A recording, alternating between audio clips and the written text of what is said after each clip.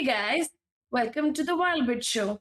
I'm Meghna, And I'm Upamanyu. and we've got a great show planned for you.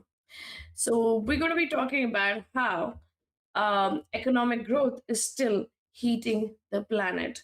So, how the planet is heating up, but the economies are also heating up. And along with this, we're also going to be talking about how Nepal is sitting on unsold timber. The community forests have been sitting on timber that has been cut but hasn't been sold. What else do we have on the roast groups?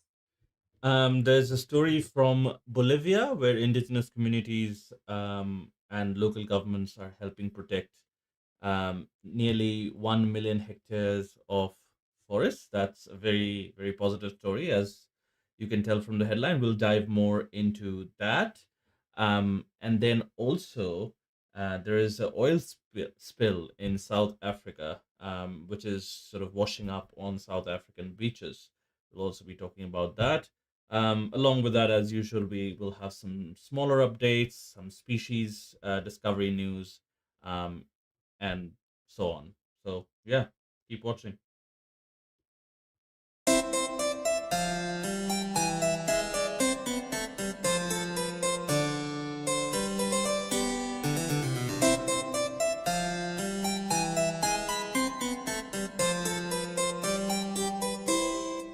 Back.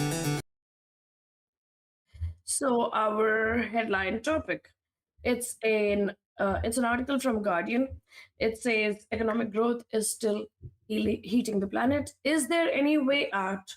Despite decades of climate negotiations, global economic growth remains intrinsically linked to rising greenhouse gas emissions. Linked to rising greenhouse gas emissions, the long held belief that developing nations require emissions leeway to achieve prosperity continues to fuel this connection, evidenced by record GDP and carbon emissions in 2024. However, growing concerns about missed climate targets and potential tipping points are challenging the conventional growth at all costs approach. UN Secretary General Antonio Guterres recently urged a shift beyond GDP as a measure of progress, echoing the post growth economic school. This movement proposes alternative frameworks like donor economies and well being budgets that prioritize environmental sustainability and overall well being over constant expansion.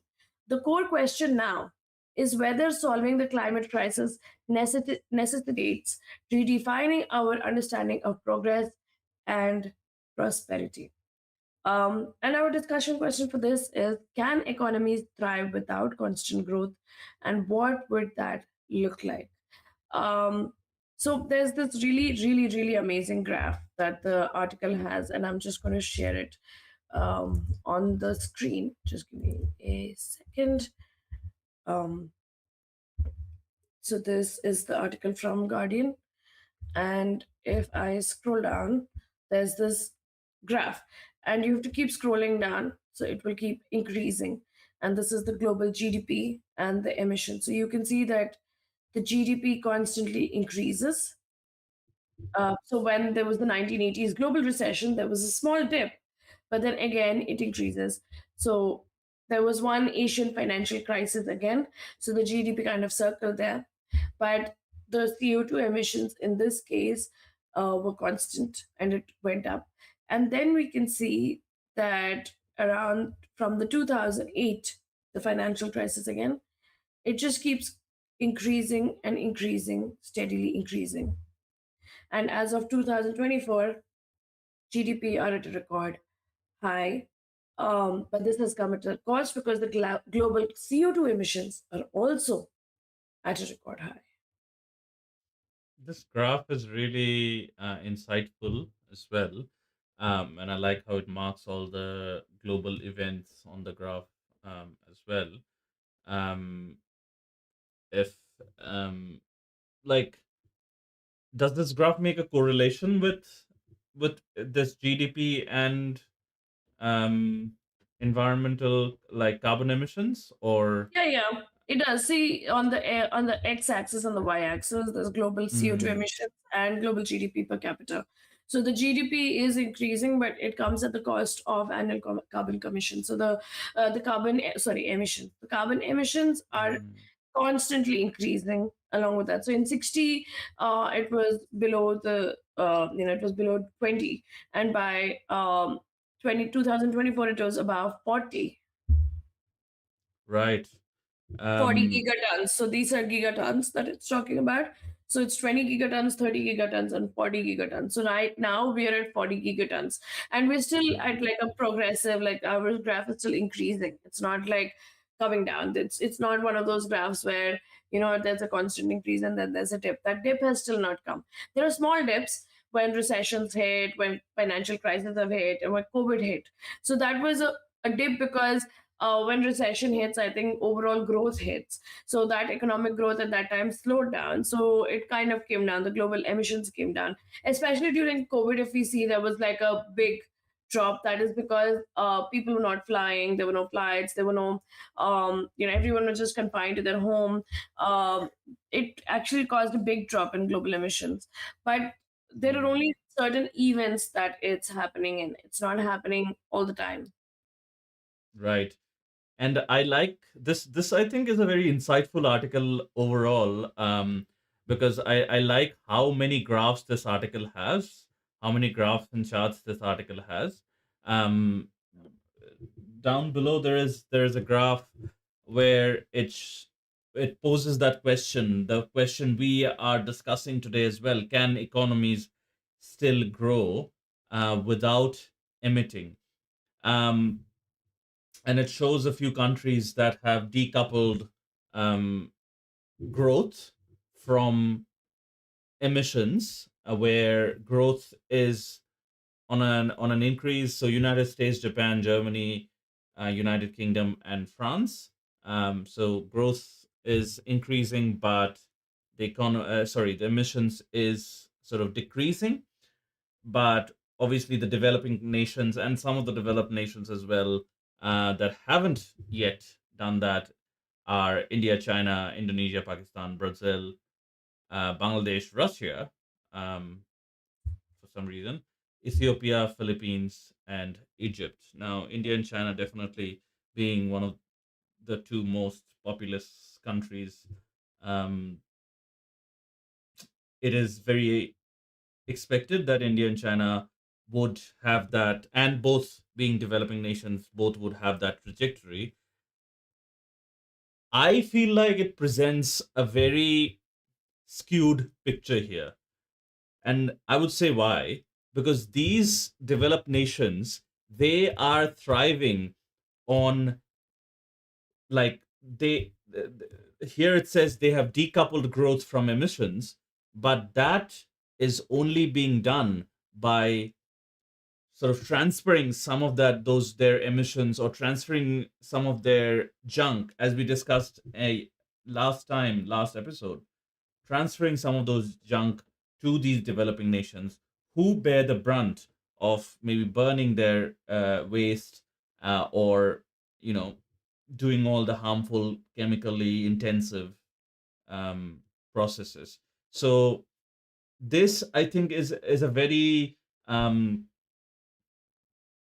very favorable article in some respects for the developed nations, so-called developed nations as well. I feel like, I because think I think the question here is that there has been a growth, and the growth is so high right now that it's not just the developing nations. Everyone has to bear the brunt equally, kind of thing. Like they're saying that we're giving leeway to the developing nations, but can we give the leeway to any kind of nations, developed or developing? Because at this point of time, global carbon emissions are at an all-time high. So can we prioritize economic development at all in any country? And this is like a graph that's on my screen. It's basically talks about where we are at the point and where we would be going in the future. So it shows how natural resources are going to decline dangerously low, and food is going to decline than where it is right now. But with that, there is a growth in pollution at the moment, and pollution might decline, and population is also at an all-time high, and it might decline slowly. But the way the population graph would go down, the food and the natural resources graph are going down way faster than the population graph. So that would be like really difficult for economies going forward. So by 2100, there would be more people to feed, but lesser resources at hand. Um, hmm. This is a really, I guess, requires more of an expert, you know, compared to us, because we won't have all the answers. But I feel like the question that you posed, that, you know, can we decouple this economic growth and pollution? And I think the answer to that is no, because no country has ever done it. And only since, like, this presents also a skewed image, because a lot of the developing nations, all the industrial revolution happened at a time when we were not counting these numbers, and that also skews all of these graphs. So to say to a country that, you know, you are not entitled to development because now we are facing this challenge, but we are already developed, so we will dictate what you do, is, I think, no country will take that lying down. So there comes the whole political side of this. Like, if you say to my country that, you know, you can't develop until you get these emissions down, then yeah, no, sorry, we are not taking that. But at the same time, so my dilemma here is, I don't think there is a way out of this, saying that you have to decouple emissions from your development or growth. It is the very, point very here is difficult. the point here is not developing versus developed nations. So it's that everything is one planet. We're living on one planet, and everything has been breached in the last few years. So if I share my screen back again, if you see this one thing, it says the scientists warn 7 out of 9 planetary boundaries have now been reached. So atmospheric CO2 levels are at a 15 million year high. Ecological diversity is in major decline. Land area covered by forests has fallen below safe levels. Fresh water is unstable. Global nutrient cycles are disrupted. Everything basically is down except ozone is safe. That's because we took that recovery steps, and aerosols are still in the safe zone. But when we go down, they still talk about how, living standards and environmental damage. There is that thing. So growth and decoupling is different because countries have like gone at that stage where growth and decoupling, but still the environmental damage by developed nations is way higher, and this it shows here. So, like Bangladesh, Sri Lanka, and India, Pakistan, all of them have lower living standards, so they have lower environmental harm. But here, the higher living standards have higher environmental harm. So, all the countries that you said are already placed here. So, that is there. So, even if they have decoupled, the growth has been decoupled, but the environmental harm has not been. At this point of time, there is basically it's saying that developing countries um, haven't decoupled, but these countries cause these environmental damages because their cost of living or their way of living is higher. So both things are going hand in hand. So it's not like they're only blaming the developing nations. The point here is that we have to see what we can cut down and if it is even possible, because it's one literally one planet that we have. And if we're going to give that up by fighting over developing versus developed, then we wouldn't have a planet to live on anymore. Yeah, I yes, I agree with you, and I think that that other graph, this graph, the trade-off between living standards and environmental damage, that graph shows paints a very, you know, I guess, a fuller picture. Um, my my dilemma always in these kinds of scenarios where it heavily involves humans and politics and all the other things that that we thrive for, or that sort of humans fight over, or humans define humans, whenever it comes to these kinds of topics, I am very skeptical that is there a real scenario, because nobody will be willing to compromise. So Um, that is absolutely true. Like, I mean, the maximum that countries would do is go for like COP30 summits, or, like, pledge a few things.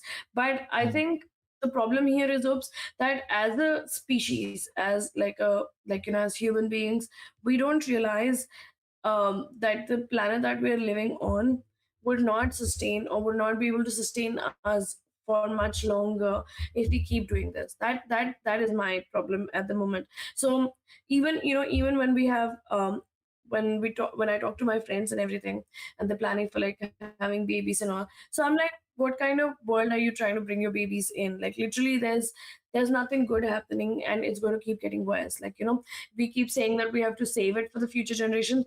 The future generations are already choking. Like, there is nothing right now on earth that they can also give to their future generations at this point of time. we I'm just talking about having this planet, and like saving this planet. yes, I think I brought this up a couple of episodes ago as well. Um, I think this urgency, or this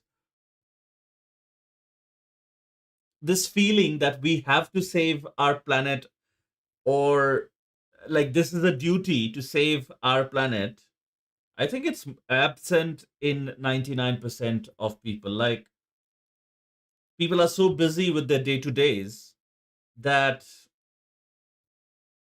like, and also people might be like, their lives are already miserable. Every life is miserable. Life is suffering. Um, with all the social media and everything else, it has become even more miserable. People are like, we'll die, let's die. Until then, let's do all the things that especially damages the planet, and let's go to all these you know yeah, all these parties or festivals or anything like that causes huge carbon footprints, and let's just enjoy life until the day we die. That is true. I mean, obviously, you're going to live for your present, and especially with poor people in developing countries, they are just looking to survive. So, they're not going to be thinking about the environment and any kind of damage, and Mhm. their damage, or their contribution to damage is minimal. But and everyone will obviously prioritize their well-being over the planet's. But at the same time, if you're thinking of like having a future generation that is going to live on this planet, all these people who want to get married, have kids, this is the kind of planet we're going to leave. So that 99% have to think about what kind of planet you're going to leave for the generations ahead. Yeah, I think this is, as I as and this podcast has been really good for my thinking as well, as we together go through so many different kinds of stories and so many different news articles concerning new health, sorry, environment, wildlife, climate change, etc. My thinking is going in that direction, that maybe no one cares. Like, if somebody cared about these kinds of stuff, then we wouldn't have, news like what we are going to discuss, oil spills in South African beaches, or the US, giving out licenses for more fracking and more oil mining and things like that. um Maybe nobody cares. Is that the reality of things? I'm very scared of that reality, but maybe that is the reality. I think in some ways, um like, if you look back also and see, let's say our grandparents, they didn't have to think about the planet or the damage or anything else. When it came to our parents, probably a little bit, but when it comes to us, there's a lot of burden on us. Like, let's say, even if it's women's rights or any other thing, or the environment, the climate, everything falls upon us. So we have to face the burden because the planet is going haywire and the planet is heating up. But imagine 2 generations down, oops, like what kind of pressure would they have? Like they would literally be battling through lesser food resources and lesser everything, and the population would still be at a decent growth because it would have not started falling.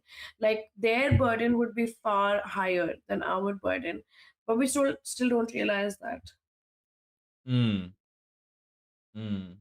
Our Earth has gone through three mass extinctions. Maybe this is the fourth, and I it's thought it caused was by us. I thought it was already five. Wasn't the dinosaur the fifth?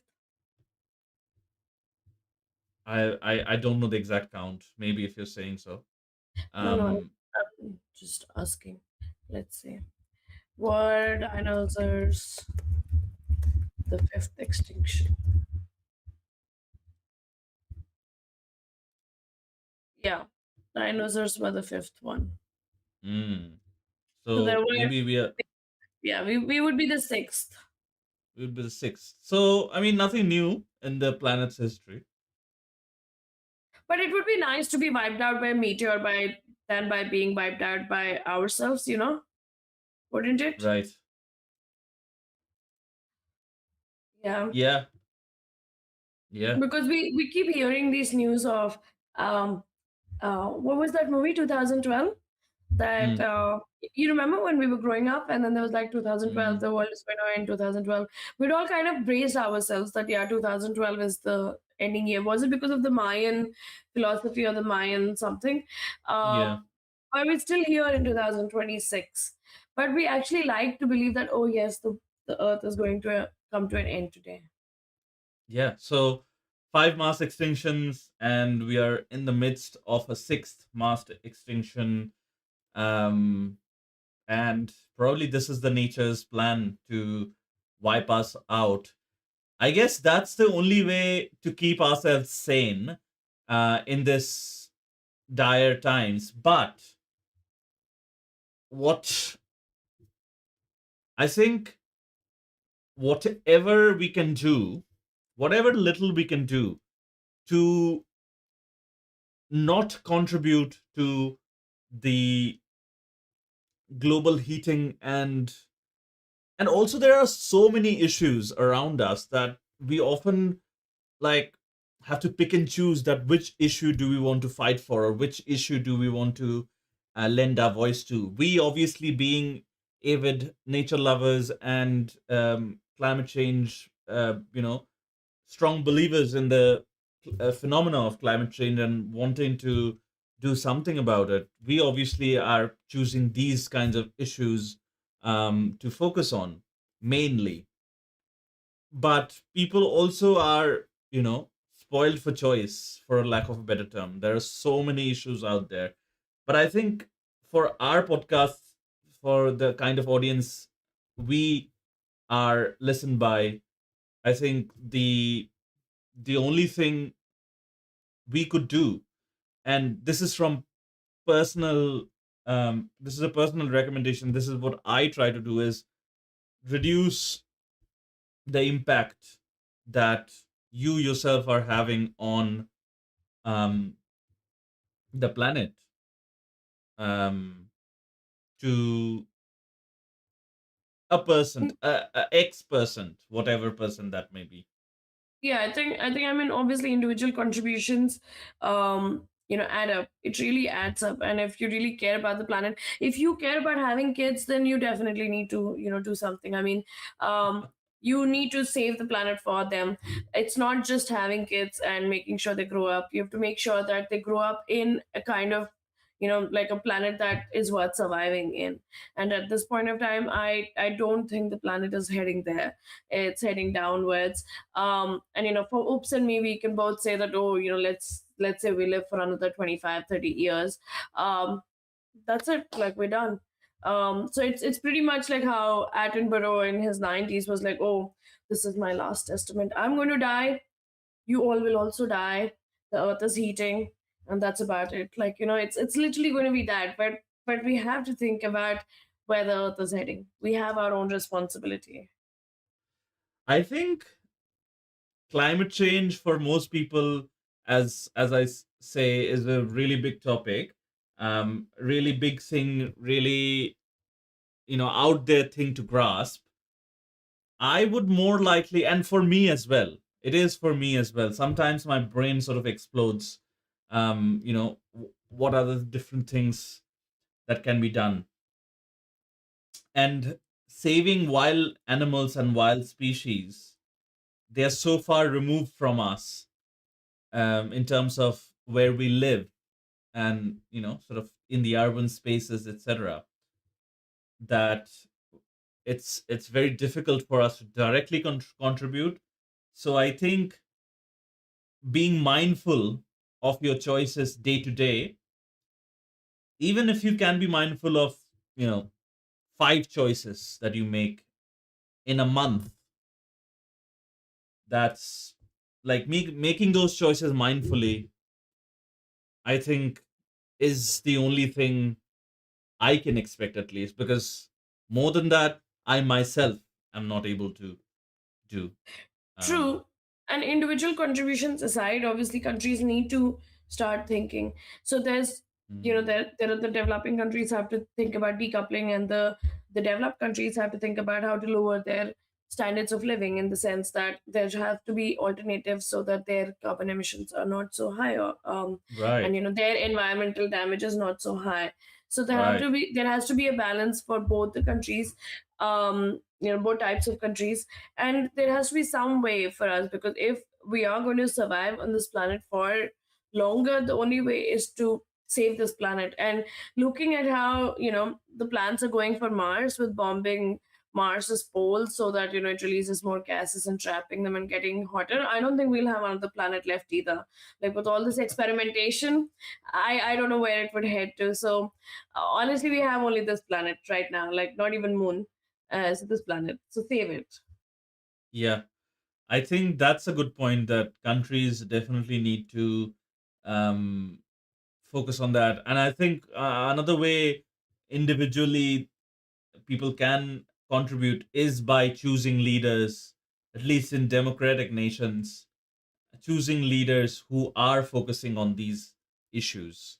Even if you don't directly do it, if the government enforces something, then obviously the country largely has to follow. So I think choosing leaders is another way that you can sort of contribute to this global issue. Um, yeah, I think that's about it for this one. This topic. Yep. Um, we will sort of keep tracking the climate change is always going to be a theme in our episodes. So we'll keep tracking these kinds of stories. This article, definitely give it a read. This has a lot of different graphs and charts, and plots that is very insightful. We didn't get the time to cover every one of those, but definitely give this article read. Very data driven article. I definitely, the kind of articles that I definitely like. Yeah. Can we add it in our pinned comment, so that people can Yes. probably access? Yeah, we can do that. Sure. Yeah. Yeah, we can do that. We can do that. Anyway, moving on to the next one, more of a positive story from the African country, Bolivia, so the Latin American country, Bolivia. So Bolivia, so I think we have tracked a different number of stories from South America where indigenous communities are stepping up, which is a great thing to hear. This, in this case, too, this is a report from Mongabe. It says Bolivia indigenous communities, local governments help protect nearly 1 million hectares. So this is again proof that a community, a small community, a grassroots community, individual people can, m- you know impact the political fabric and make change in a way that impact millions. So they have protected nearly 1 million hectares. That's a very big feat. So this goes on to read: Bolivia has established four new protected areas spanning 907,244 hectares, 907,244 hectares of Amazon rainforest and Andean highlands, aiming to bolster wildlife corridors and support local economies. This initiative, spearheaded by local officials and indigenous communities, addresses a slowdown in national park creation, relying on departmental and local government efforts. The areas connect indigenous territories with national parks, enhancing ecological connectivity. Conservation International Bolivia highlights municipalities protecting over half their land, demonstrating durable, community focused conservation. Backed by organizations like the Andes Amazon Fund and the EU, this move counters Bolivia's high deforestation rates: 1.8 million hectares lost in 2023, driven by agriculture and fires. I have a question here. It says they protected 907,244 hectares of Amazon rainforest. Isn't the whole Amazon rainforest protected? Is it not a national park? No, so I think part of it is like, so there's a lot of protected areas, but there are a lot of unprotected areas as well. So they're trying to, I think, in some parts they're trying to what do you say, deregularize. You remember last time we did a story from Brazil, I think, Mm, where they were trying to, like, cut down and deforest more because they had stricter environmental penalties or whatever, and mm, the taxes were growing. But in Bolivia's case here, they want to save or protect. So I don't think there's probably like a core area and there are buffer areas, and so they're trying to bring in more into the core area, and in certain countries they're trying to like cut into the core area as well. So that is what is happening. mm.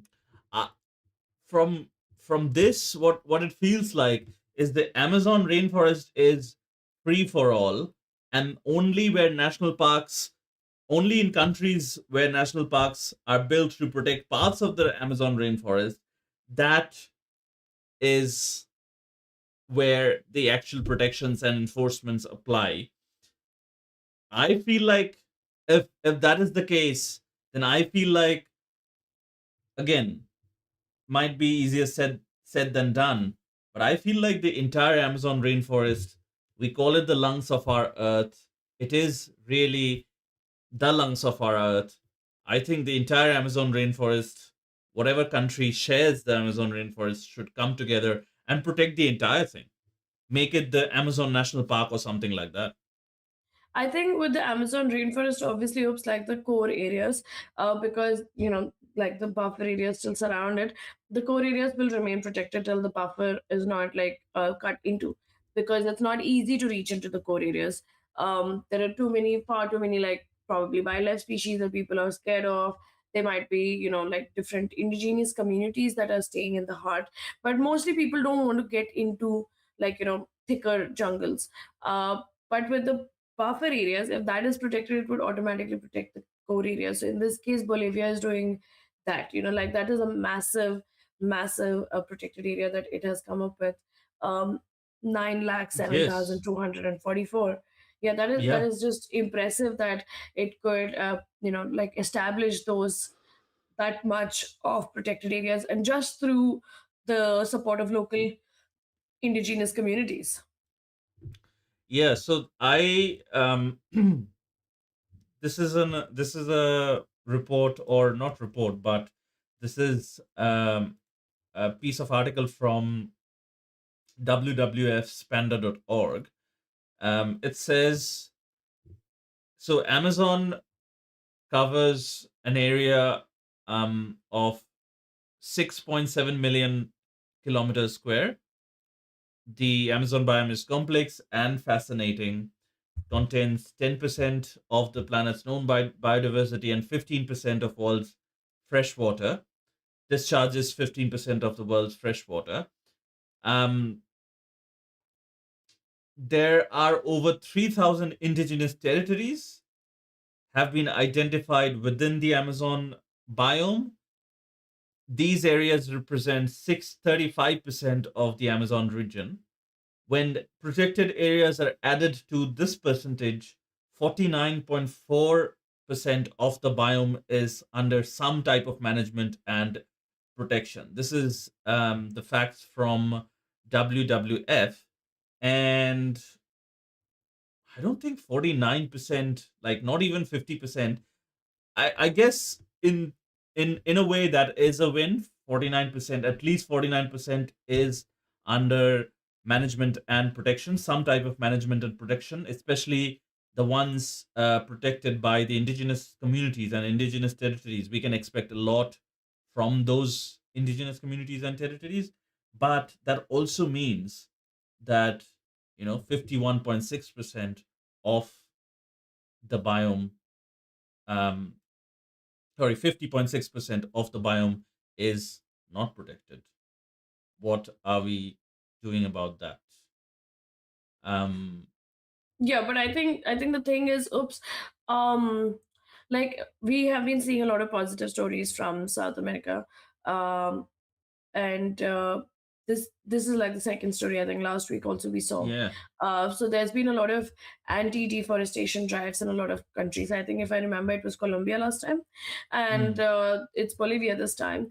So they're trying to combat the anti-deforestation.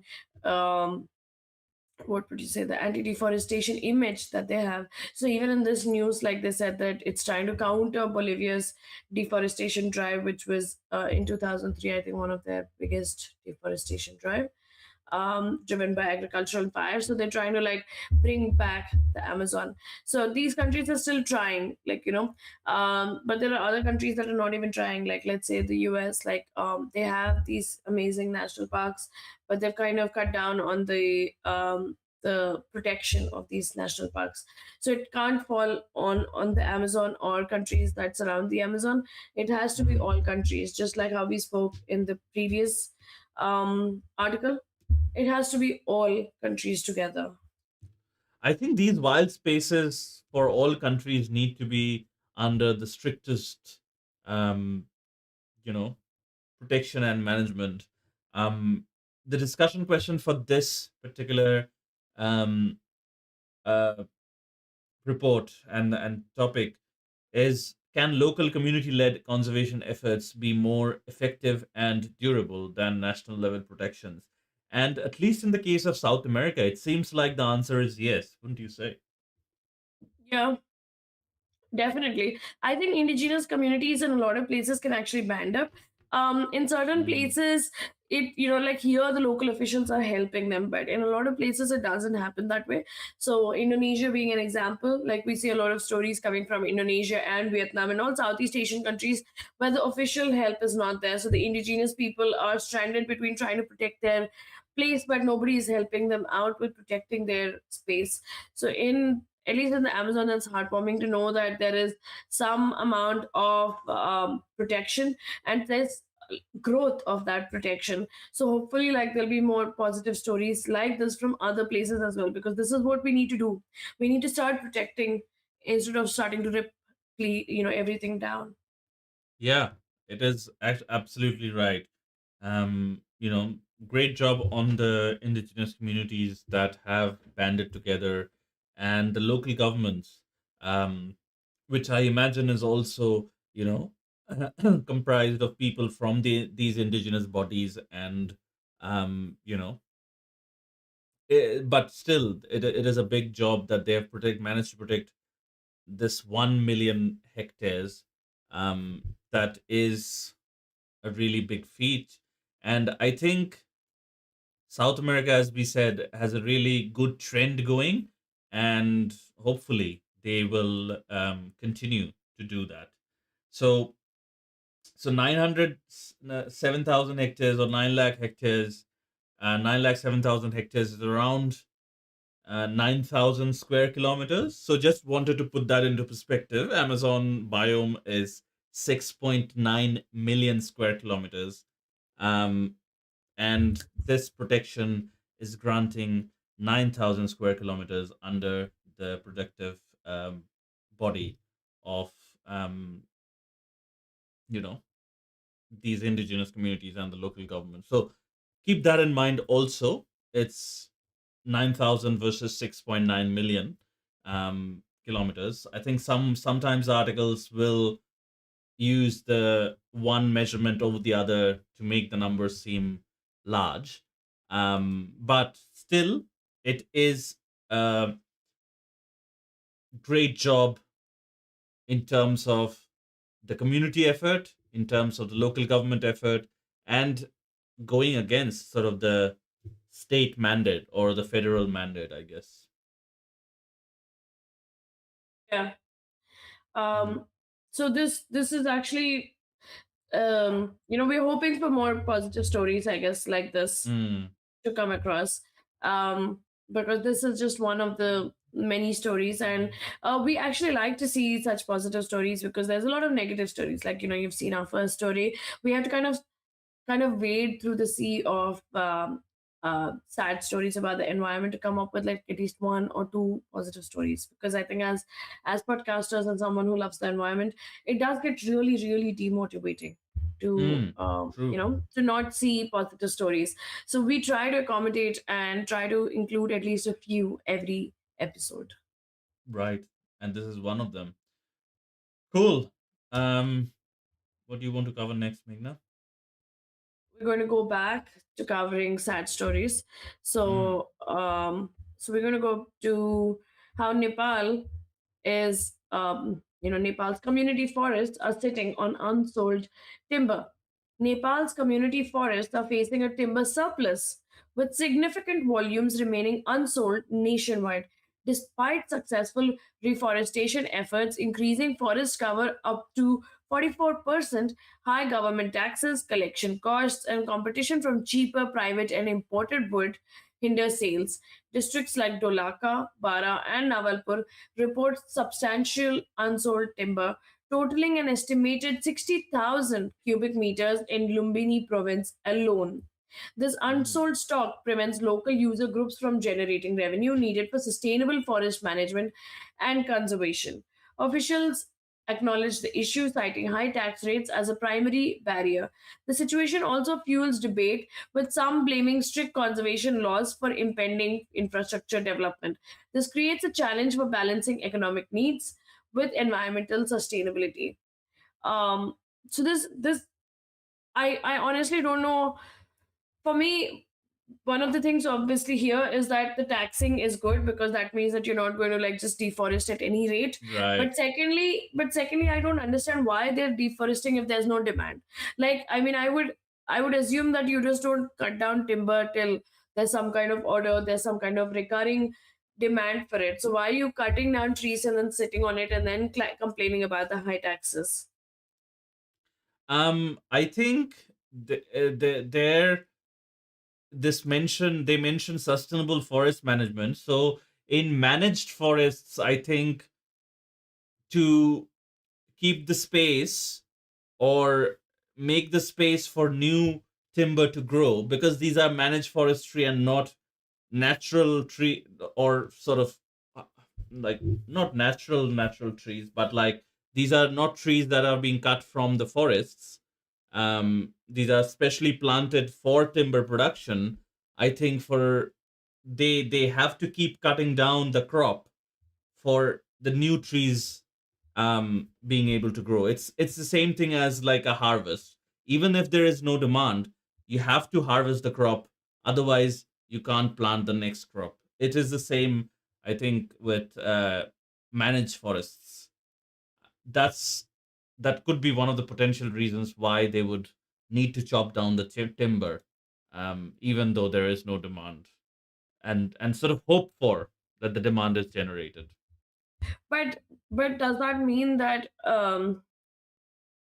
you have to keep cutting down the timber? If that is Correct. like a prerequisite, or if it is something that is a non-negotiable, then there has Mm, to be maybe a stop on importing wood or another kind of things. true. And like, when you're taxing and you're making sure that deforestation is not at an alarming rate, and then you Mm, want that money to go into forest management and conservation of the forest, then it only makes sense that you also stop access routes to other wood sources that are cheaper.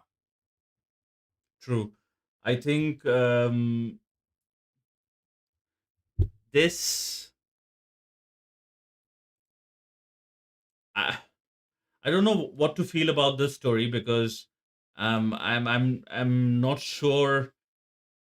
Does this say that this is causing? What is the outcome of this? Like, or what?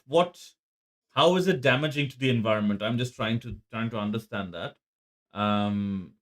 I think I think what's happening here is that there is a success story, okay, and the community-based forestry was the success story where the forest cover has increased. So the locals support the forest management because it's like a win-win. They're saving the forest and they get to like cut down some part of timber that they can sell, but because they have to kind of tax it heavily so that the locals don't go haywire with cutting down timber again.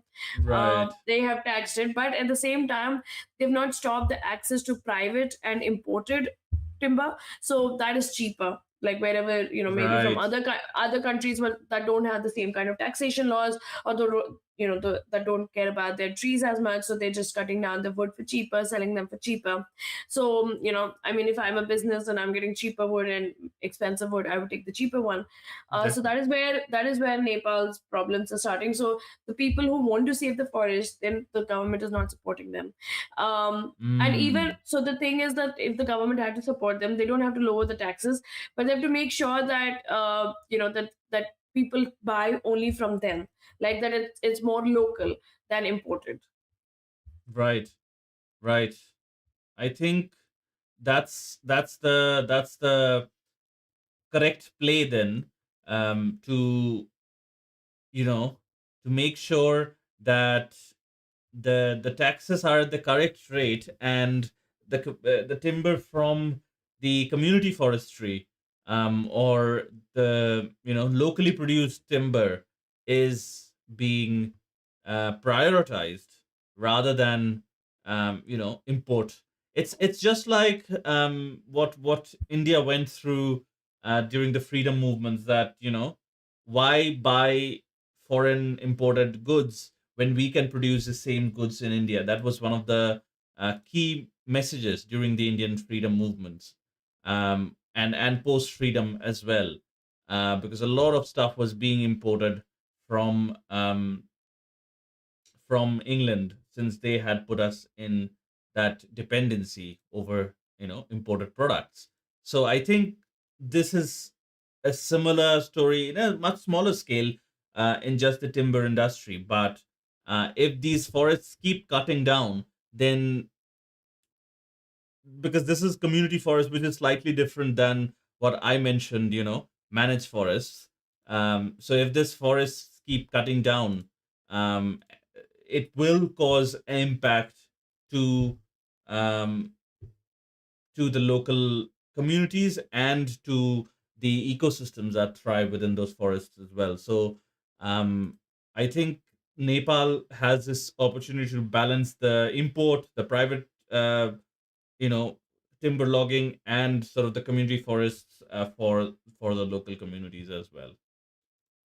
Yeah, I think with the community forest model, the government is handing over the management to the local community group, saying that okay, you have to take care of this forest. But the incentive for taking care of this forest is that because it's mostly timber, these forests, so Mm, they cut down the timber and then they regrow the timber, and so it has to be a win-win situation. But if the government is not right. helping those communities sell their timber, then these communities would not want to take care of their forests anymore, and they would not Mm, be motivated enough. They might have to find other sources of income or anything, but the forests would go for a toss because right now they're managed and they wouldn't be managed anymore. But also, there's one really interesting paragraph in this article, and I'll just share it 1 second. mm, It says, just sharing my screen. Yeah. Um,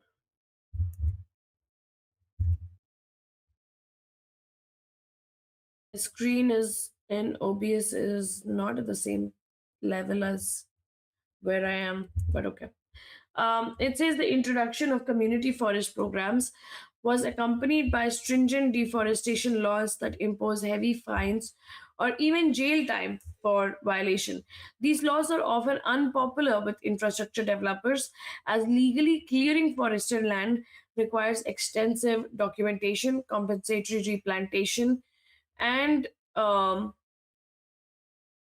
payment of fees, which can significantly slow down projects, leading to calls for the relaxation. This is portrayed as over conservation.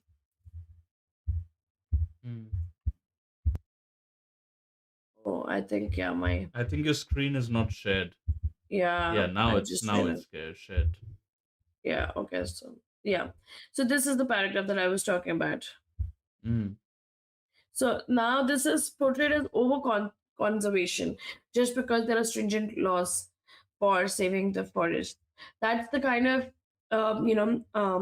infrastructure development in Nepal. They're trying to push for it. So right now, if they really want to save the forest, the government has to buckle up and be like, no, only timber that's grown in Nepal.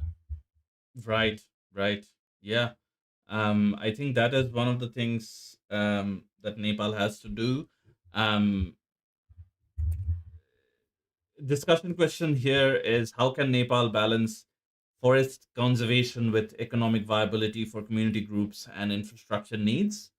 I feel Meghna, whatever the solution Meghna gave, or the solution Meghna spoke about, along those lines, I think that is the solution for this situation. Otherwise, as Meghna was saying, the communities will become demotivated if there is no capital gains, or sort of if there's no um, revenue that they're getting from this protecting or living in harmony with these community forests.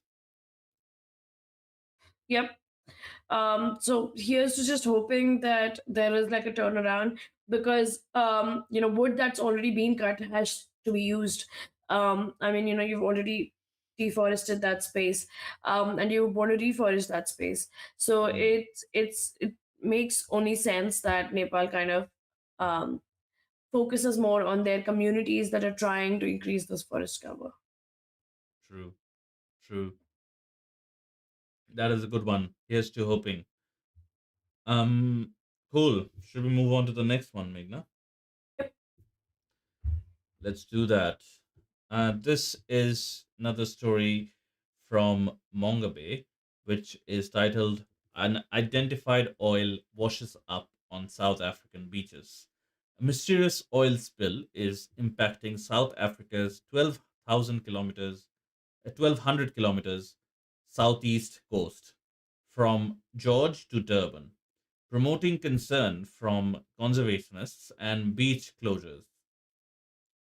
Reports began January 22nd of tar balls and filled barrels washing ashore, monitored by citizen networks across 20 beaches. The source remains unknown, with possibilities including illegal offshore dumping or a leaking ship. Organizations like Wildlife and Environment Society of South Africa are investigating, while SM, Yes. SM Velo KZN Wildlife conducted an unsuccessful aerial survey for a larger offshore spill. The South African Foundation for the Conservation of Coastal Birds is requesting reports of oiled seabirds, particularly impacting critically endangered African penguin population. Authorities urge public documentation of any findings, as the cause of the dense starballs remains a worrying mystery. Um, Again, if anyone is listening from South Africa, uh, if you listen to the excerpt that we read out, the government is urging citizens to note any findings. So if you're from South Africa and if you live in the region that is mentioned in the article, definitely, do that, help out the government. But this is really surprising that they can't identify the source of this oil and the tar balls that are washing up on South African beaches. That is really strange. Yep, that's strange, and it's sad because that means that these penguins that are local to this area, they are being mostly impacted. And they're already critically endangered, and the oiling is causing a problem because like I mean, when the oil is on their skin and everything, they can't get the oil off Hmm. on the feathers, so they can't get their oil off, and that means that that would lead to more decimation of the population. Right.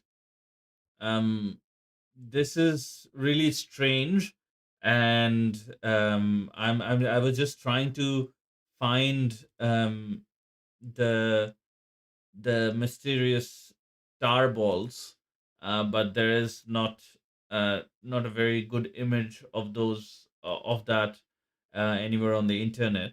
But I think this is the real concern for the seabirds, as Meghna was saying, and for the health of the coasts. Basically, there are marine ecosystems that involved here as well, and any kind of petroleum products and nature doesn't go very well together. Petroleum, fossil fuels in any form causes major damage to the environment. Fossil fuels were fossilized or were compressed by nature and kept underground for a reason. Let's say, we have been extracting that, and yeah, look Yeah, at the havoc that has been causing. and the problem with oil spills is that like we don't see the impact of the oil spill that happens in the ocean because it's Mm, happened like on an open ocean and it keeps spreading, but that oil forms like a film over the water, and a lot of species have problems with the sun that's coming through, or the air, mm, the oxygen that they have to breathe through, or the kind of oil that seeps through and like gets onto like birds and everything else. So oil is really tricky that way, like if you don't know. And this is actually even harder because you cannot even anticipate where the oil is coming from. So something must have turned overturned somewhere else, but it's washing up in some other part of the planet. right. And the discussion question we have is a funny one. What's more concerning, the unknown source or the potential impact on vulnerable wildlife like African penguins? And as conservationists and nature lovers, you might be inclined to say, of course, it's the wildlife. But I think the source, knowing the source is equally important, so that number one, we can prevent this from happening again. And number two, if there needs to be any penalty for intentional damage being caused or intentional spillage, or overloading, excess oil or something like that, something along those lines. If there is any penalties that needs to be levied, then we also need to know the source as well. What do you think, Meghna? Definitely. I mean, um, both things are important. You want to protect these African penguins, so there have to be ways to maybe like kind of limit how the oil is washing up wherever they are. Maybe there are different ways of doing that, but we have to also find out the source, because if the source is not found, this oil can keep washing up. So there's no Mm, way to stop the source. So if the source is found, at least the root cause can be stopped. Because right now you can do kind of like a protective kind of thing, but you can't do like a permanent kind of thing. So the permanent solution would only be to find the source and to stop that source, so that mm, it doesn't impact these penguins. right, right. And I think even with protecting, it would be very difficult to protect the like or to prevent the ocean from washing up along with these oils, because water and oil doesn't mix. So it will be always that the water, whenever the water comes in, the oil will just remain on the beaches, which is again a huge cause of concern for African penguins, especially, and other seabirds and shorebirds as well. I think we did another story from South Africa a couple of um, weeks ago, which mentioned a nuclear power plant being built, and in and that encroaching on environmental um, areas or environmental stability. I wonder if there is something there, like if those stories can be connected.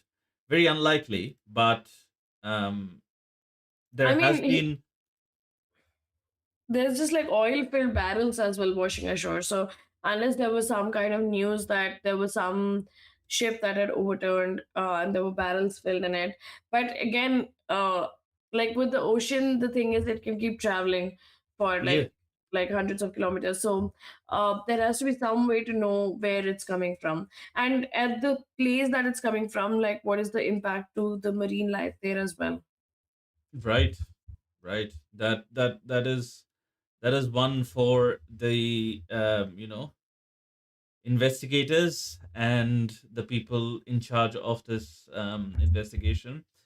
I think hopefully the source gets identified, but also, as Meghna said, if there are any you know makeshift measures that could be taken by the government or the local communities to preserve or conserve the penguins or the shorebirds or the seabirds that are being affected. Definitely the government and the local communities should be doing that as well. um Yeah, and yeah, just and helping it's identify the source, I guess, if anyone has any information. This is more of that. The identification is very, very crucial. As Meghna said, we have to make sure that that the source is stopped and it doesn't happen again if it was a accident or a mistake, and then also some kind of penalty if applicable as well. true.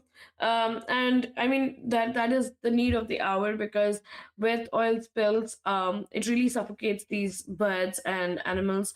It coats their wings and their fur and everything, and their feathers and their insulating properties and the other properties that their feathers have, the waxiness, all of that goes away with the Right, oil yeah. coating.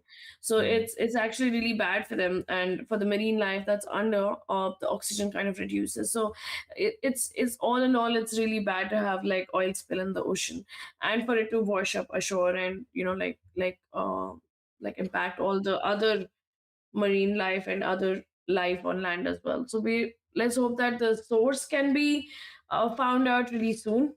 So Yes. there's like a better stoppage of the oil impacting these vulnerable penguins. Right, right. Cool. um Yeah, let's do a couple of species probably. Yeah, let's do that. Let's do that. We're being really efficient today.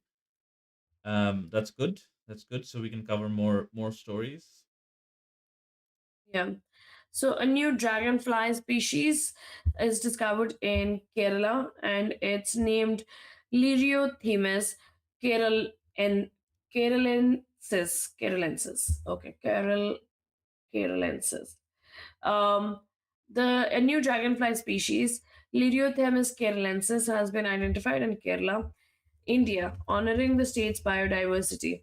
Researchers from institutions in Bengaluru and Kerala discovered the dragonfly in Ernakulam district, inhabiting shaded plantation, canals, and pools. Visible only during the southwest monsoon, May to August, it spends the rest of the year as an aquatic larva. Males exhibit striking blood red and black coloration, while females are yellow and black, displaying distinct sexual dimorphism. Previously misidentified as Lyothemis acagastra, detailed microscopic analysis confirmed its unique characteristics: a slender abdomen and distinct genitalia. The discovery, published in the International Journal of Ordonatology. Okay, that must be the one with insects. Highlights Mm. Kerala's rich yet often overlooked insect life, ornitology. Ornitology. Okay. And let's just share the picture of this bird, of this dragonfly. Sorry. So I think Odonata is the order of the predatory flying insects that includes sort of Oh, dragonflies and damselflies. So nice. that's why it's called. I mean, it would be a part of entomology, but I think it's a subpart which is called odonatology. Interesting. Something, I didn't know that. yeah, Something yeah, something we learned new for both of us. Yeah, new for new both for of both us of that us. there were predatory insects and there was like a whole taxa for them. So Yes. this is the dragonfly, and I've shared it on my screen. Beautiful looking Right. dragonfly, and a beautiful picture. Like that's a really really nice picture. Whoever's taken it. Yeah. But that's the new dragonfly that's been found, and because it was found in Kerala, so it's been named after the state, which is really beautiful. Um, Mhm. but yes, that's the male dragonfly. Yeah. It just reminds us that how many wonders of nature are still waiting to be found. This is a beautiful dragonfly. I didn't expect it to be this beautiful. Yeah. But yeah, it looks very, very beautiful. Um cool. Um there's another one from National Geographic that I wanted to cover. This is not a new species particularly, but it is a discovery. It says, meet the Baroness, the world's longest wild snake. Ibu Baron, a reticulated python in Indonesia, has been officially verified by Guinness World Records as the world's longest snake ever measured in the wild. Discovered in late 2025, the snake measures an astounding 23 feet and 8 inches long and weighs around 213 pounds, even without having recently eaten. Wow, that is terrifying to say the least. Explorer Radu Frentu, along with wildlife guide Diaz Nughara, meticulously documented the measurement process using photographs and video for transparency. While reticulated pythons commonly reach 10 to 19 feet, Ibu Baron significantly exceeds this, and her length could be even greater if measured while sedated. Wow, okay. Verified measurements are rare due to the snakes becoming status symbols and disappearing before documentation. Oh my god, this last line just killed me. But okay. Let me share the image of this Baroness as it's called. Um wow, look at that. I think Indonesia has a lot of the constrictors and pythons and things like that. Um, wow, this looks this is a scene from a prehistoric jungle, maybe. Um, this slithering around the jungle is terrifying. Wow, No, that's easily can actually, eat a human. yeah, but that's really really beautiful, and also the fact that there's just one snake and they have named her, and they call her Ibu Baron, and they measured her, and it's really cute that they say that it might actually significantly, like her length could be even longer if they sedate her. So they've actually taken all the measurements without her being sedated. So maybe like it would have taken 5 6 people to hold and just measure, hold and measure, hold and measure, Mm. and this is what they've come up with. So, I mean, I don't know if the snake realizes that she's in the Guinness World Records, you know? Definitely not. But yeah, that's a beautiful and terrifying sight. Another image, just comparing the snake to uh, a human. Look at that. Look at that. That is huge. That snake is huge. Wow. Um, But the snake seems to be really cooperative, though. looks like if it's well fed, and I think Yeah, but the pattern is like beautiful, reticulated. Yeah. Um, lives up to its name. Let's see if there. Oh my God! Look at that! Look at that! Such one, two, three, four, five, six, seven, 8 people holding the snake. Such a big one. Cool discovery. Cool discovery. Yep. Okay, let's move on to the next topic then. Which one do you want to do?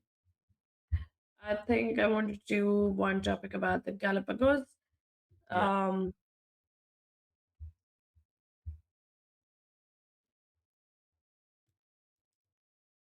So it does. It says abandoned tuna fishing devices pollute the Galapagos Marine Reserve. Lost or abandoned fish aggregating devices (FADs) used by the tuna industry are increasingly polluting the Galapagos Marine Reserve in Ecuador, a biodiversity hotspot.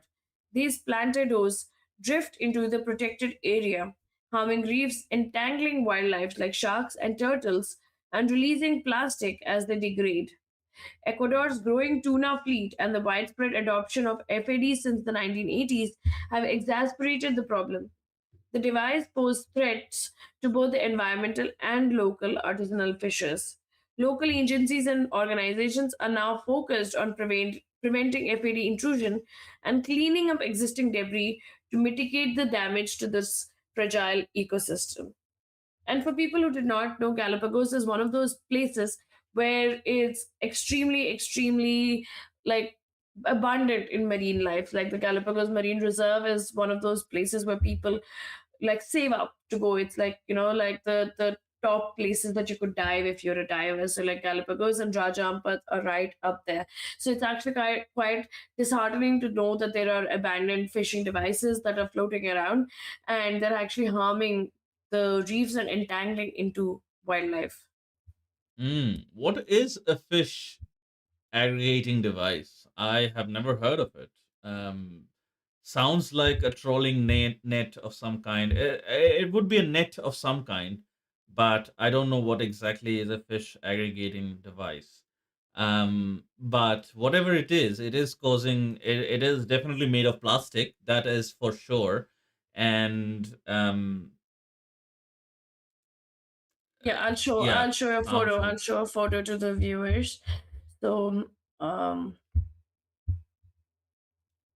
let me just share my screen.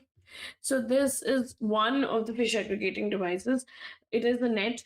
It is something that kind of I think catches the tunas. It's specifically made for the tuna fleet, and this is components of one of the fish aggregating device. This is apparently made of biodegradable material, and it's on one of the reefs inside the Galapagos Islands. Right, right. I just found this image. I'll just quickly share my screen for a moment. Um, this this is what it sort of would look like. A typical fish aggregating device. There's a surface buoy, and then a swivel, an attractant, a sinking line. But what does it do? I still don't understand what it does. I think what it does is it kind of stays in one place, but Right. it kind of attracts the fish to get into this net and then it aggregates them. So instead of you going and throwing a line and then pulling it back in, like you place this in one place and all the fish come to that place and get trapped in that net and then you just collect the net and go. Right, right. So this is like a cousin or a younger brother to trolling, kind of. Yeah, I think in this case, basically, it's not like rubbing against the ground.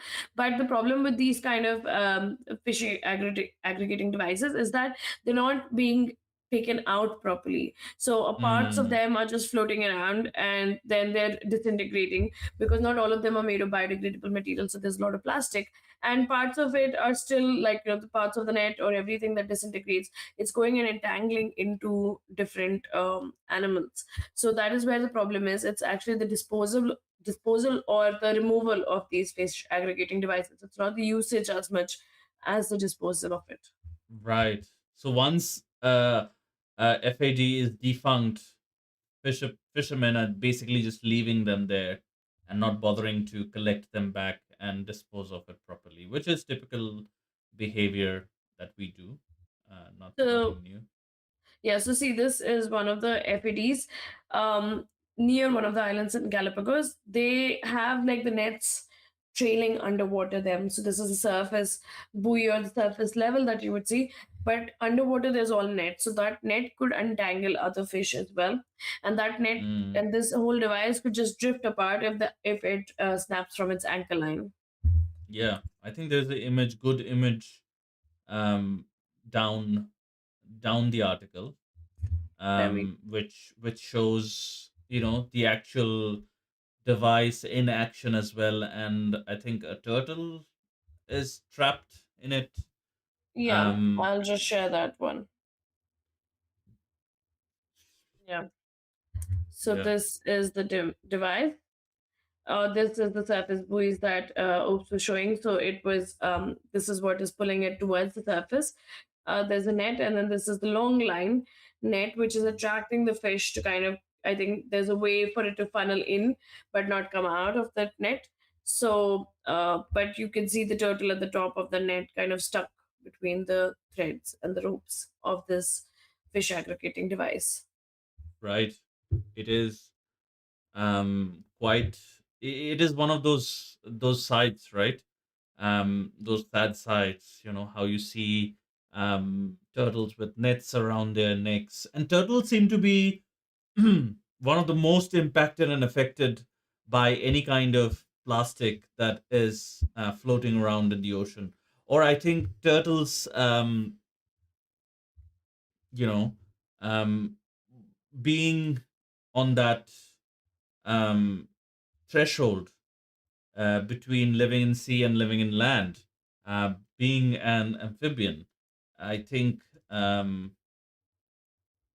Yeah, and yeah, and the thing with these devices is basically that there have to be stricter norms about, disposing them off or removing them from the ocean. Because I do not know that once you kind of throw it, if and you collect it or you have a timeline for it, then you have to make sure that you take them out of the ocean as well, and you don't keep using them and you don't keep throwing them off because they're drifting through the ocean. So they would keep drifting. So right now it's Galapagos, they might go to other parts of the ocean and they would keep entangling till they're removed. right, right. Um, Yeah, turtles are one of the most affected. Other marine life might be as affected too. And I think Galapagos is one of those places where we almost, um, you know, synonymize Galapagos with the cradle of species because that's where uh, Charles Darwin sort of came up with his theory of evolution during a voyage to the Galapagos. And it has some really unique species, and it is one of those islands that has been trapped in time. So, very fragile ecosystem because of that, and both in marine and in land-based life, be it birds or be it marine animals or be it land animals. So I think protecting that area especially becomes even more important because it's such a vulnerable ecosystem. Yeah, and actually there's one really, really, really important diving site there called the Darwin's Arch. So, Right. like it's named after Darwin. But there's actually this one article I wanted to share. This is actually from May last year. But it talks about the same nets. So it talks about these nets. And it's talked about how a study between 2007 and 21 has talked about how 1.41 million of these FADs are drifting through 37% of the world's oceans, stranding in 104 maritime jurisdictions and often polluting sensitive marine habitats. So they're floating through 37% of the world's oceans, like these FADs. Wow, that Yeah. is a really high number. I did not expect that high a number.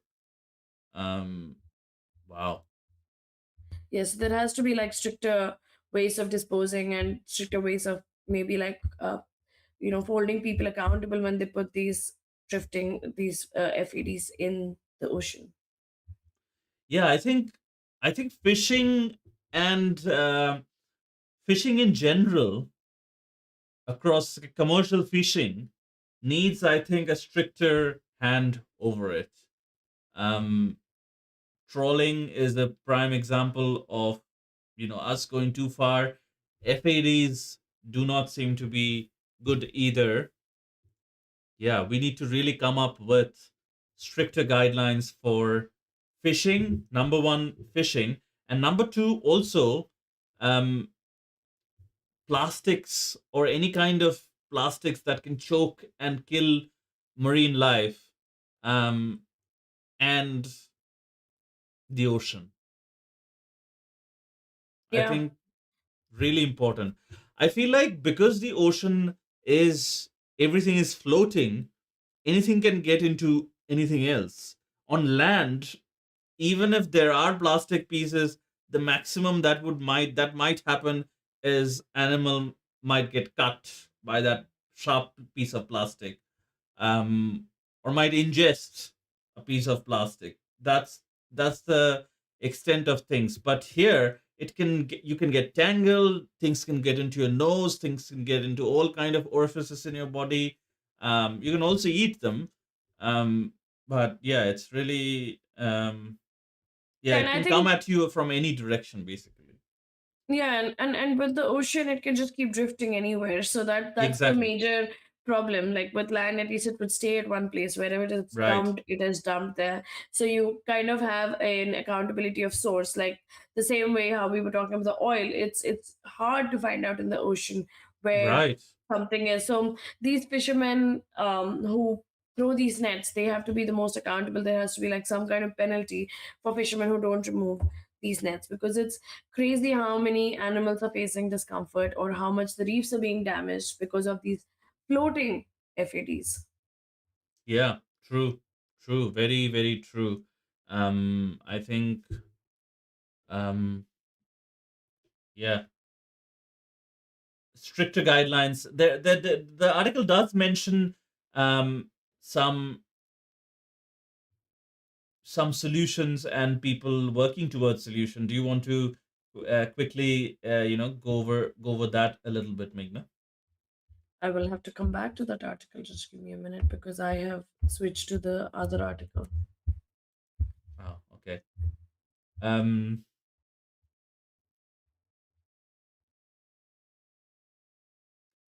Yeah. I think I can quote some quotes here. Um, you know, it says beyond cleaning up FAD garbage, the national park is working with the British charity Galapagos Conservation Trust, Charles Darwin Foundation, Tunacons, and other organizations to identify upstream solutions. What we are trying to look at, this is a quote, what we're trying to look for is a way to find out how to prevent these FADs from entering the reserve, Suarez said. I think the upstream solution is the way to go, because, as Meghna was saying, the educating the fisher people and making sure that they take precautions while deploying these FADs, and also like I saw a GPS device, a photo of a GPS device in this article. So these devices or these FADs are being GPS tagged. So it should be really easy to retrieve them, even though it might be a cost to the fishermen. But it should not be too difficult to retrieve them. So I think it's as simple as trying and retrieving those FADs once they're defunct, once they're out of service, and so on and so forth. It is, I think, those kinds of incentives need to be present, and those kinds of stricter enforcements also need to be present, which it seems like the people working towards the solution is already working towards as well. Yep, and I think in this article it also talks about how Galapagos actually sits at the center of four converging ocean currents, and Mm, so the marine biologists are now trying to map the ocean currents so that they can simulate the movements of these floating fish aggregating devices, and they can account for the wind patterns and water temperature and other parameters. So with this information, they would be able to know that when something drifts into this current, where can they find them, and then that might be able, they might be able to save the Galapagos National Park through preventative regulations. So that so this study is actually quite interesting because they know how the currents are working, so that might mm, actually help Galapagos in the future. But this is just a preventative solution, and the main solution obviously has to be to hold the fishermen accountable and to make sure that there's no debris or there's no floating devices in the first place. right. Right. Cool. Let's move on to the next topic then. I'm just seeing what I wanted to do. This is um sort of on the fence article, one would say. UP Tiger Reserves ban mobile phones. Tourists, wildlife lovers unhappy. Authorities at Philippine and Dudwa Tiger Reserve have banned mobile phones following a 2025 Supreme Court directive to minimize human interference in protective areas. Uttar Pradesh's Forest Department um, issued the order aligning with National Tiger Conservation Authority guideline. The court specifically prohibited phone use within tourism zones of tiger reserves' core habitats. The ban aims to regulate tourist behavior after wildlife sightings, tigers, rhinos, leopards, and elephants, as drivers were alerting others via phone, causing crowding and noise. Despite weak signals, connectivity in certain zones disrupted wildlife and violated safari norms. Similar restrictions are already in place at Radhati and Corbett reserves, prioritizing a less intrusive environment for animals. What do you think about Yeah, this, Meghna? I mean, oops, you and me have both been on safaris in India, and we know how there are some people who literally come for the safari and they respect the forest, but that's again a minority. Most people come for like one safari, two safaris. They want to come for the tiger. They're really loud. If there's any kind of movement, then they take their phones out, and it is a nuisance for sure. And there has to be better ways, maybe like if the drivers are trying to be in contact with each other, there can be other ways probably. What would you say, these in some of the safari reserves they use that, they have these walkie-talkie kind of systems, not a walkie-talkie, but Mm, it's kind of in their safari vehicle as well, and they talk to each other, and they kind of inform each other, or maybe pager systems or something else that can inform of their places, but not through phones. So I actually think it's a good thing because people kind of misuse their phones, and nowadays it's almost become like, you want everything on the phone. You don't want to live a moment anymore, like you want everything to be just captured in your phone. true, true. And I think what you mentioned, like long range radios and things like that, that is the very commonplace in African safaris, where different vehicles will communicate via the long range radios. That is the first thought that came to my mind as well, when it said, drivers were alerting others via phone.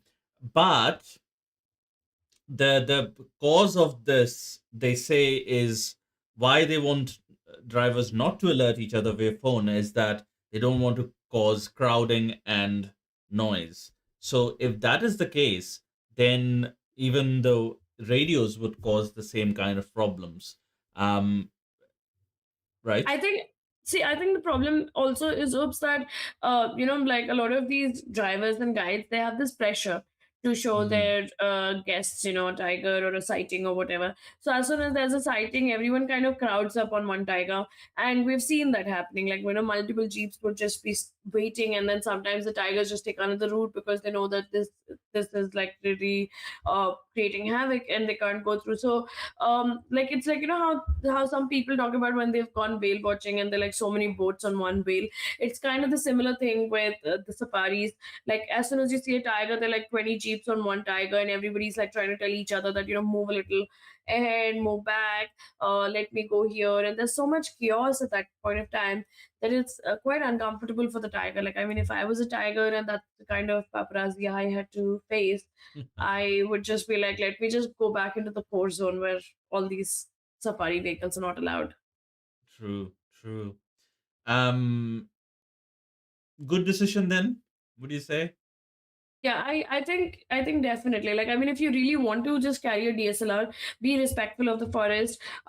Make sure that whoever you're driving with, that they are also following everything ethically. That you don't push your driver, they don't push you into uncomfortable situations. Because at the end of the day, we are in like a wild animal space.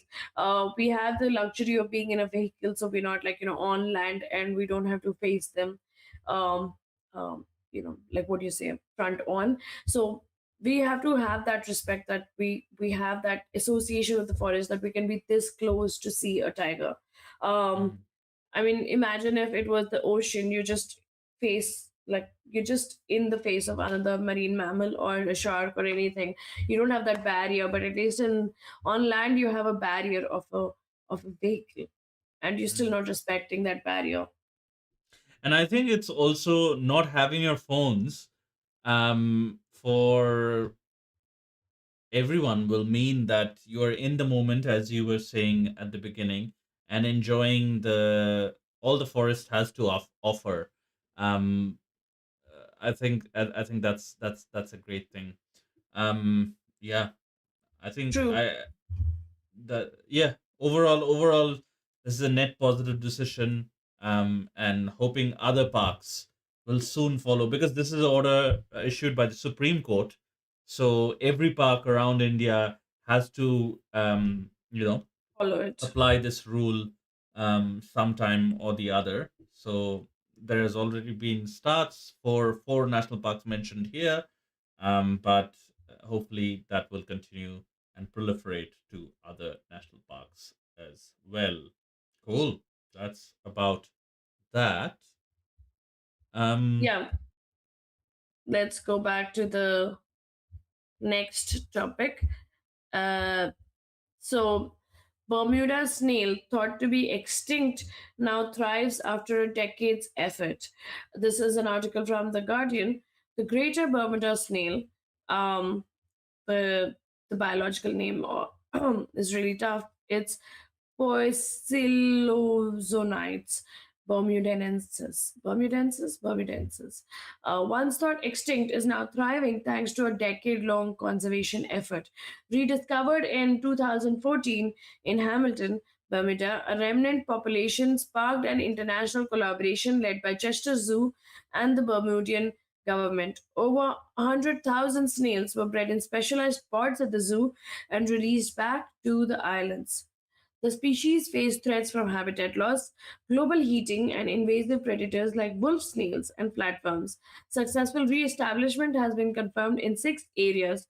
Conservationists celebrate this achievement as a testament to the vital role zoos play in preventing extinction and the power of collaborative conservation. This rescue marks a significant win for biodiversity. So yeah, this is one of those stories where there was a niche and a void that could be filled back because that creature belonged there. And that is actually quite amazing that they rediscovered the species, and then they made sure that they bred them so that there were 100,000 snails, and then they released them back. mm, that is so cool. Um, But I mean, it still doesn't solve the problem of habitat loss or global heating. And the well, invasive predators, if they were eating on them earlier, um, I think the predators would still be eating on them now. but because I think they re-established them to like healthy populations, they're still growing like at a decent rate. So that is a conservation success story. True, true, true, true. That is great. And as we keep saying, these discoveries are important because once you know about these species, these discoveries, and studying these species is very, very important because knowing these would better help forest managers and conservationists and the government departments there to better plan for the area and make sure that all the species living there are taken into consideration while formulating a plan and not just one. Um, yeah, Yeah, and this is a photo of the snail that we're talking about. Um, so this snail, the Bermuda snail, the greater Bermuda snail, this has been brought back from the dead. that is very cool. I mean, not brought back, but rediscovered, I guess. Yeah, I mean, yes, I mean it was thought to be extinct.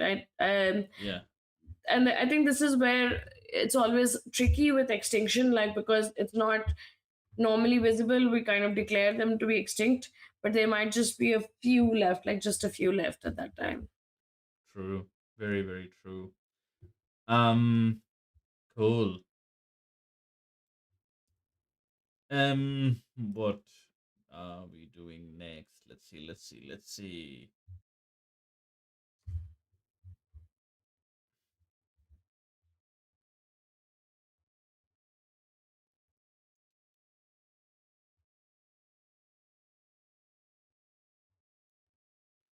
There's a story that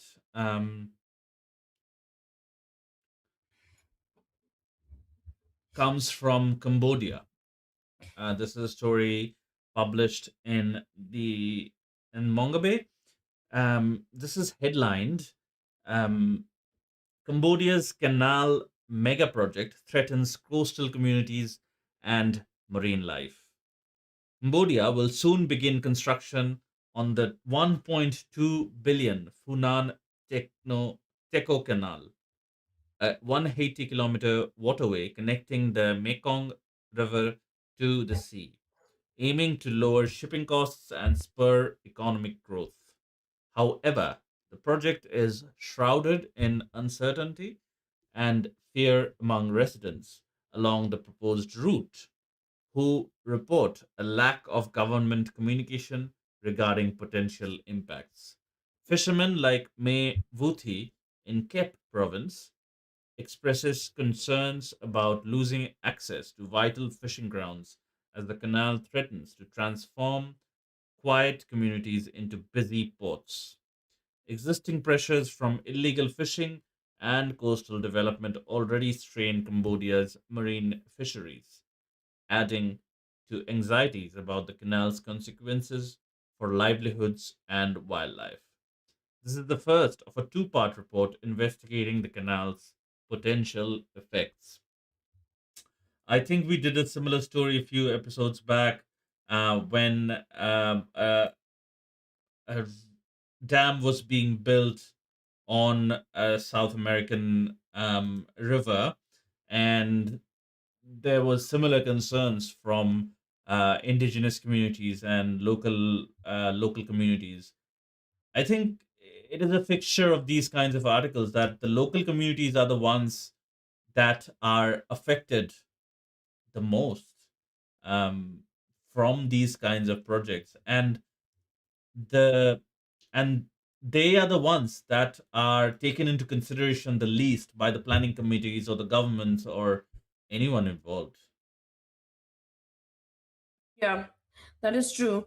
And the problem with a lot of these developing countries is that the government doesn't take into account the local population, and they don't want to like involve the locals into their decision making process.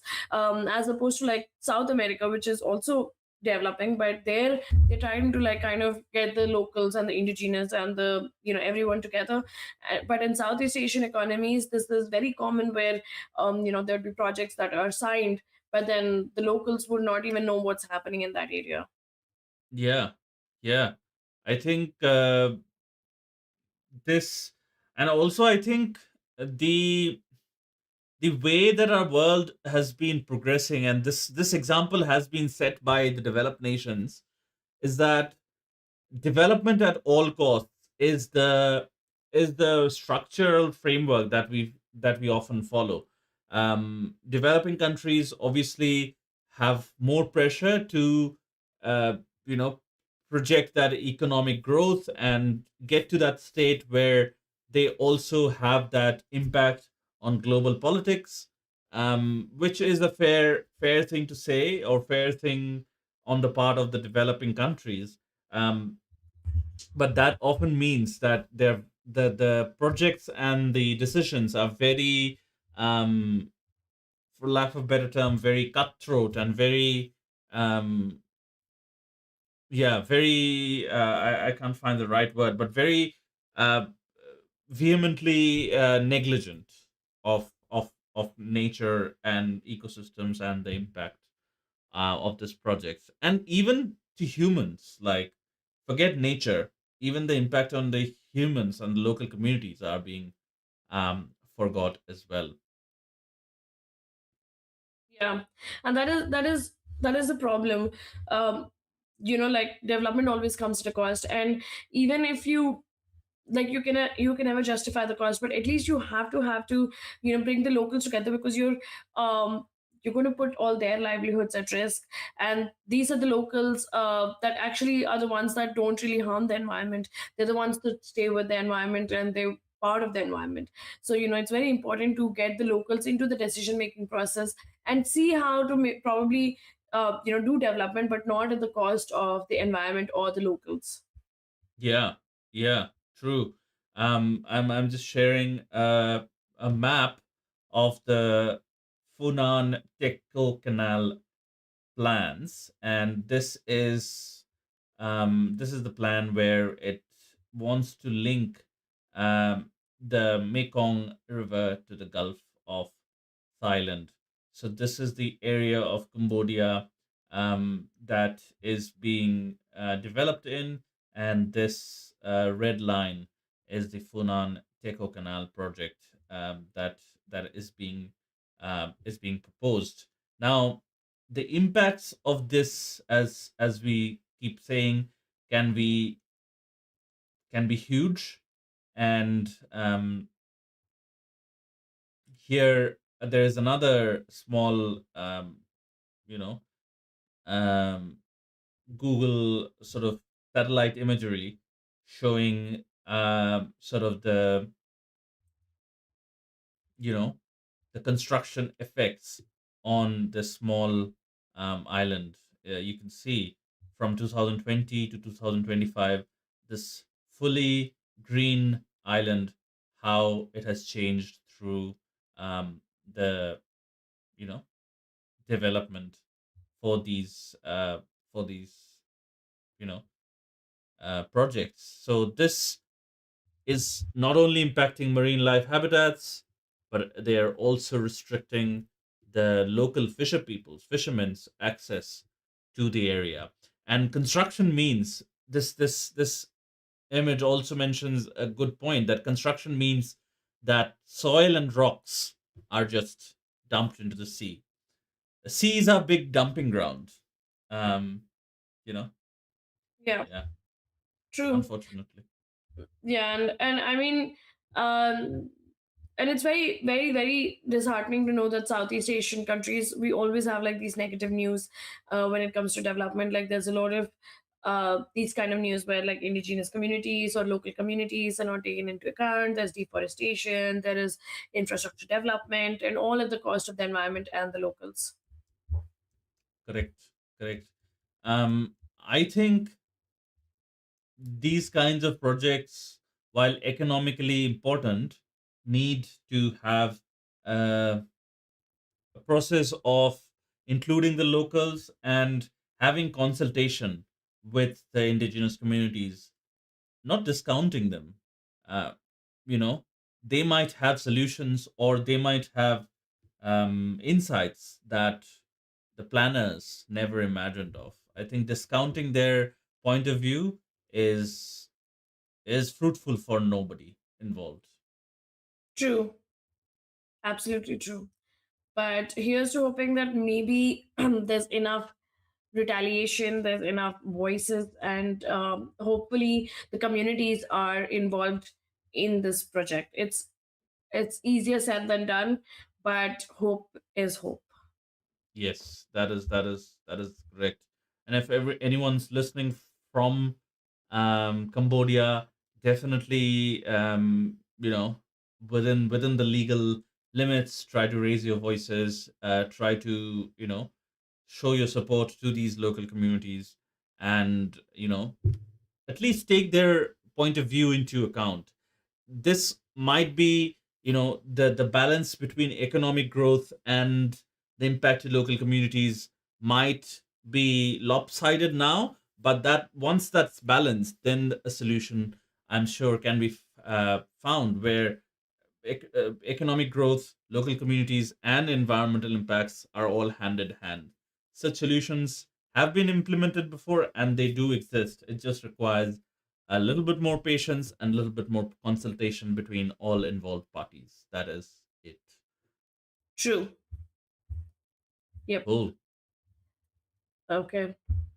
Let's go to, let's see what else we can cover today. Yeah, Um, we're doing really well with the covering. true. Okay, so I That's think great. I think one thing that you and me both came across that we can cover. So Hmm. Rembrandt Line raises Ooh. $18 million for big cat conservation at a U.S. auction. A small Rembrandt chalk drawing called Young Lion Resting sold for a record-breaking $18 million at a Sotheby's auction in New York City. The artwork, created between 1638 to 1642, surpassed the previous record for a Rembrandt drawing by a significant margin, exceeding the $3.7 million paid for the Boulevard de Rose. The sellers, billionaire philanthropist Thomas Kaplan and John Ayers, are donating the entire proceeds to Panthera, a wildcat conservation charity. Kaplan stated his passion for wildlife conservation exceeds even his love for Rembrandt, hoping the sale will attract further support for the cause. Ayers emphasized the drawing's ability to now directly aid the protection of lions in the wild. Hmm. I mean, billionaires obviously do a lot of things that are anti-environment, but it's nice to see when they really, really want to support, conservation initiatives. That they bought a painting and they donated that entire proceed to Panthera, which is, doing wildcat conservation work. Right, right. Very characteristic for a billionaire. But um, you know, regardless, this is good. Um, I And we think just shared the image of the painting that's gone for $18 million. That is the painting. It was a yeah. chalk artwork and it's from the 1600s, and that's a Mm. beautiful like painting for that time with whatever resources they probably had you know I mean, that is the beginning of the Renaissance. So yeah. it is. I mean, that was the time art and culture was at its peak. So Rembrandt is a Dutch painter, very very famous Dutch painter, and he has got some beautiful artworks otherwise as well. But this apparently was in a private collection. Um, and yeah, great to see the proceeds from the sale going to a good cause. Big cat conservation, definitely a worthy cause there. Yeah, and the fact that it's $18 million, Hmm. that's a huge, huge amount. I mean, that would really, really like fuel the conservation for a long time. And the fact that the philanthropist is also talking about, for other billionaires to step up and donate similar amounts for conservation. That itself is, I think, a little heartwarming to know that you do what you have to do on your business end, but also you care about the environment, so you are ready to pump in that much money into conservation efforts as well. Mm. I wonder, again, being the devil's advocate here, I wonder if this is a Tax way, evasion? Yeah, could be. yeah, could be a tax evasion, could be, could be also something like he's atoning for a guilt that is he has in his mind, or along, or something along those lines. Either, a guilt, you know, he's atoning for something, or he's, you know, being penalized for some environmental damage that his work has caused. Again, But I think this is the sad part about being like a billionaire. If they do something right, we're like, oh, there has to be some kind of motive behind it. Like we just don't see the good for I the mean, good. not without reason though, Meghna. True, Nine true. There times out are of 10, there is a motive behind it. true, but I mean, for this one, we don't know. But I would assume that at least it's done because he really wanted to do it. Tax evasion or tax saving would obviously be really high because when you donate, it's tax free. But Mm. and you can write it off from other taxes. But still, like it's like a really big gesture. I mean, like to give away $18 million is huge. Right. No, no.